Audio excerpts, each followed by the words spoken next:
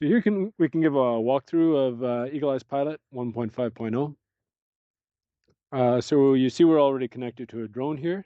And if you tap on this little menu here, we are connected to a CalTopo map already. So if we click fly, we get to the drone's point of view.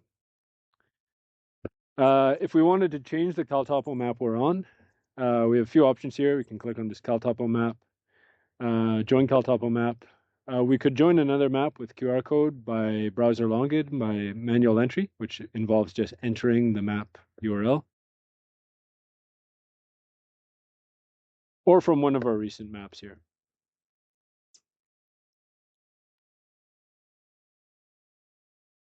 To launch the drone, I can move the sticks in towards the center and launch.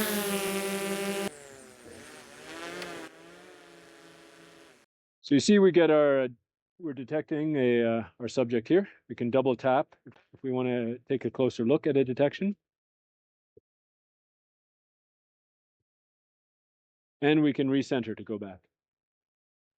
We have a few cameras here that we can choose. So we're on the wide camera now.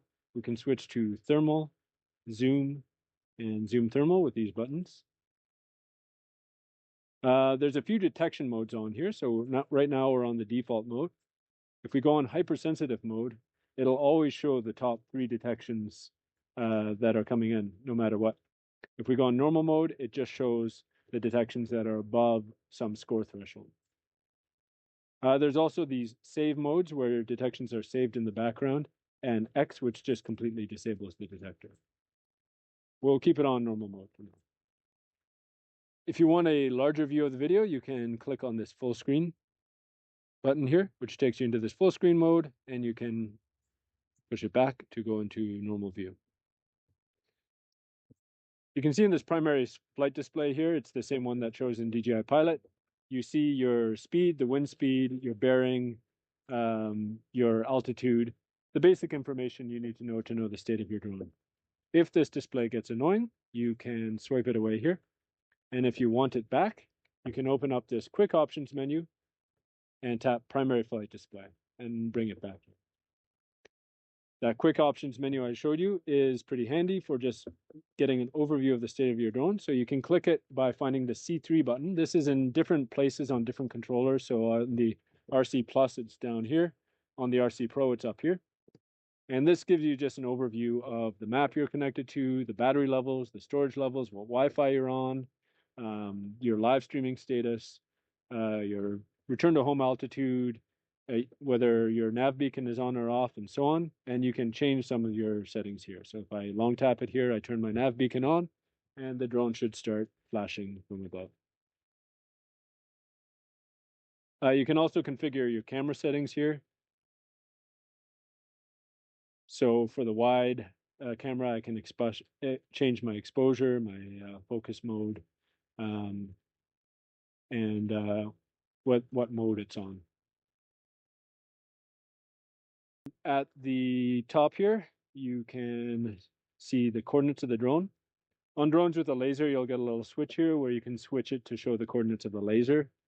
You get all the various coordinate formats that people use. So there's decimal degrees, decimal minutes, degrees, minutes, seconds, Universal Transverse Mercator, UTM, Military Grid Reference System. If you're in the UK, there's OS Grid, US National Grid, and vocal chords, which is a coordinate system that we made for communicating coordinates via voice. You also get your various altitudes here. Altitude home is the one you normally see when operating a drone. There's also mean sea level, MSL, and ellipsoid altitude. Those are with reference to sea level and the WGS84 ellipsoid that's used for GPS. Just note that there's quite a bit of variation in those MSL and ellipsoid altitude up to 20 meters. So they're not super accurate to use, except for broadly knowing what elevation you're at. And you also get the attitude of your aircraft and gimbal. You can see here the GPS satellites you're connected to, the state of your connection. This little camera here brings you to the live streaming menu. So we'll show in another video how you live stream the video feed to another device. Up here, it shows your altitude from home and your distance from the controller. So I'm just 3 meters away, but if I get a bit further, it'll show this horizontal distance increasing. You can tap on the map to go back and forth between the map view and the drone view. If you want to take a picture and have it marked on the map, you can click this photo button here, and you can give it a name and capture. And what this will do is place a photo marker on the map. So if we move the drone away, you see here on the map that we get a photo marker here. And you can view this photo later here by tapping the photo.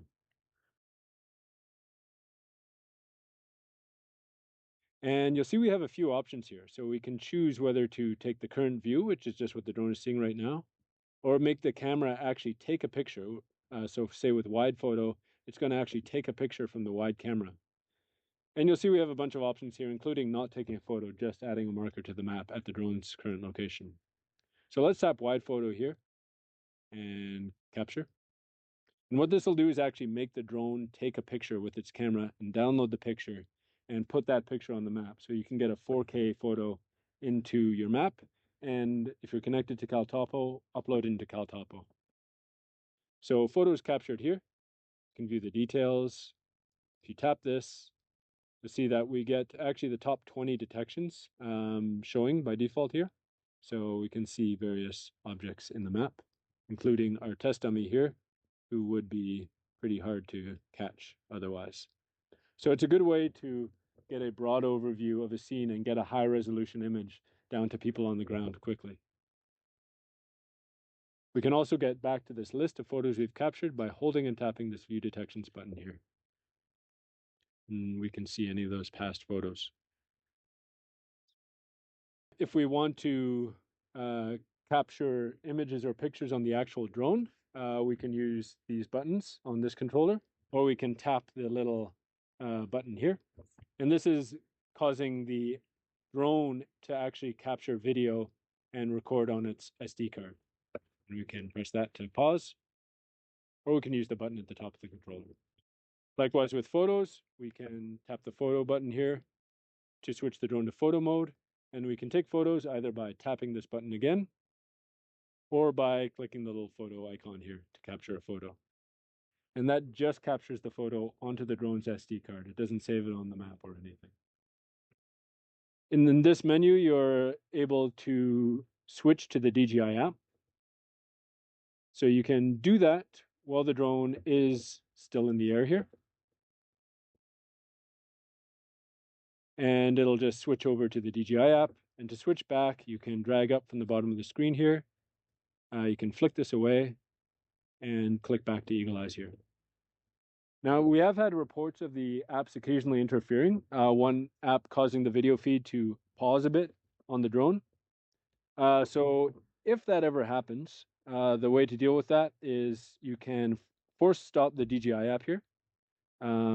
This will open the setting, and you can force stop DJI Pilot. This will prevent DJI Pilot from trying to connect to the drone in the background. That never seems to happen on the M3T, but we've had reports of it happening on other drones.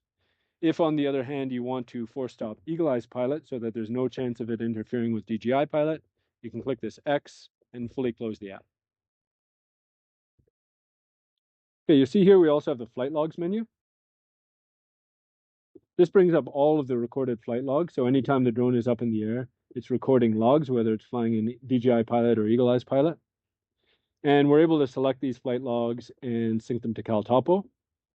This is useful if you were not live tracking before, or you were not running Eagle Eyes Pilot before, but you want to get the flight logs still into CalTopo. You can also save them as GeoJSON files to your local machine so that you can upload them into whatever your mapping software is. And these logs are automatically synced to the DJI folder, which means they're automatically synced to AirData.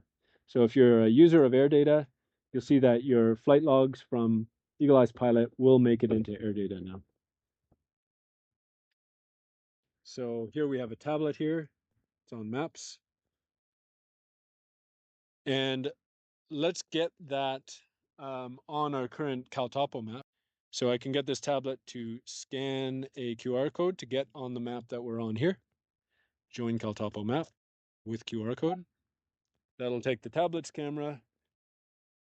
And then we can take camera, that QR code, and confirm.